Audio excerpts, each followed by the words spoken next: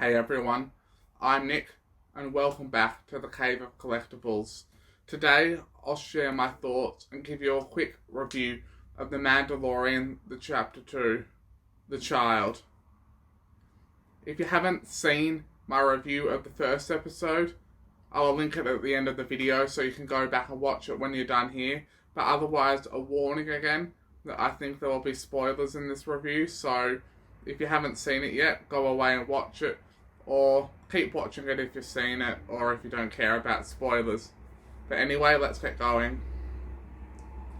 Overall, I think this episode, like the first one, was really good and really strong. It begins with the Mandalorian making his way back to the ship after the end of the first episode.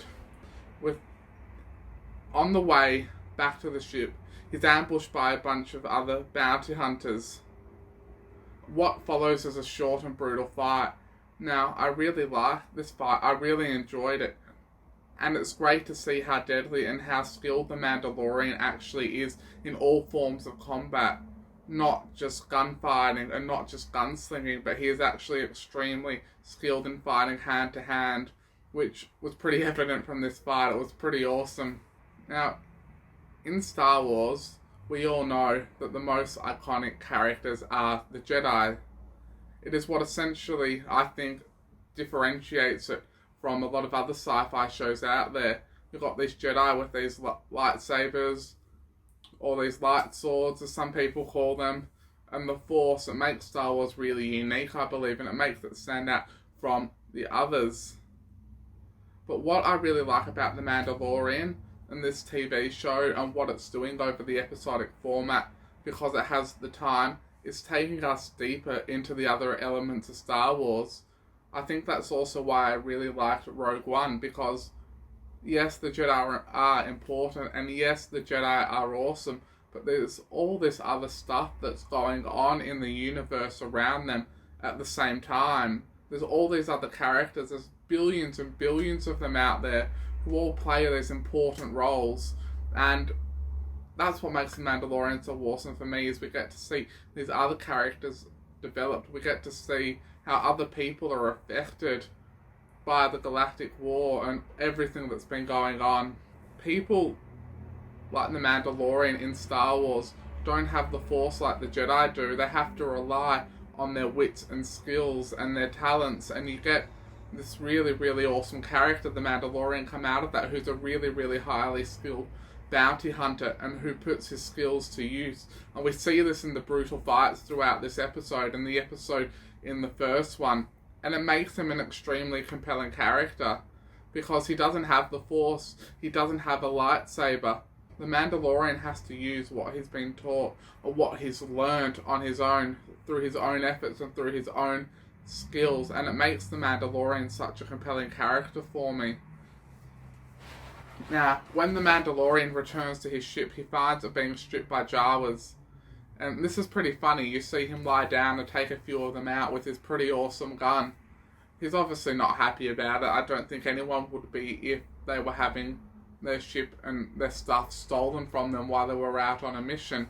I enjoy this because the Jawas don't get much screen time in the other movies, and they don't have an awful lot of appearances in the new Disney canon of books yet, so it's pretty awesome how you see the Sandcrawler being attacked by the Mandalorian and how the Jawas try to fight back as he's climbing up it, and then when the Mandalorian gets to the top and then there's essentially all these Jawas there and they just stun him and he falls down to the ground. It's a pretty funny part.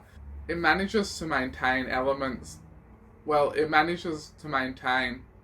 the seriousness of Star Wars, but I find with The Mandalorian there's a few lighter elements and there's a few lighter tones throughout the episodes, and I think the way Jon Favreau has written it really helps with that.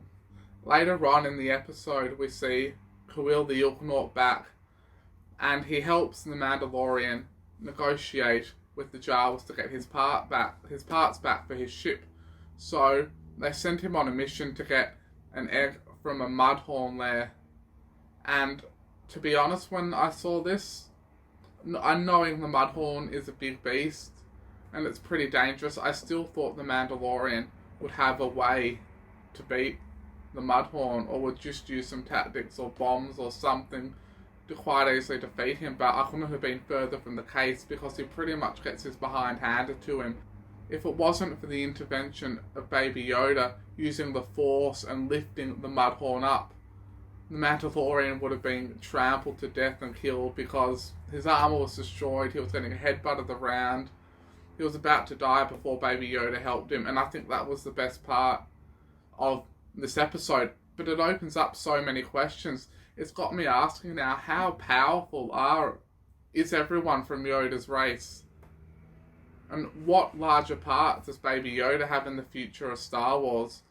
Will we see him in some of the later episodes? I'm almost wondering if we'll see him around the time of the new sequel trilogy, or I wonder if he'll get killed later on in this TV show. I just don't know, but I want to know who he is, and I think the TV show is doing a really, really good job at expanding that and slowly unfolding who he actually is and how important Baby Yoda is to the greater Star Wars universe.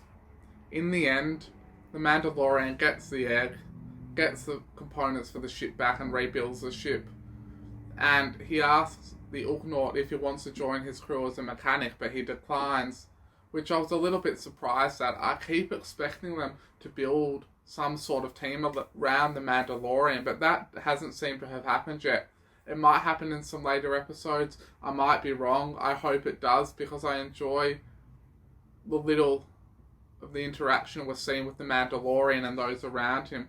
I think we can learn more about the character when he starts to interact with a few more people on a more regular basis, rather than just seeing them for a limited amount of time and then either dying or just leaving them behind on the planet. But we'll see what happens over the next couple of episodes. Episode 4 is out tonight, which I'm really, really looking forward to. I'll be watching it as soon as it comes up there. But anyway, guys, I hope you all enjoyed this video. Please like and subscribe to my channel if you haven't already. If you haven't watched the first episode or my review of the first episode, stay around, watch that after. But otherwise, guys, have a great week, and I'll see you all in the next episode.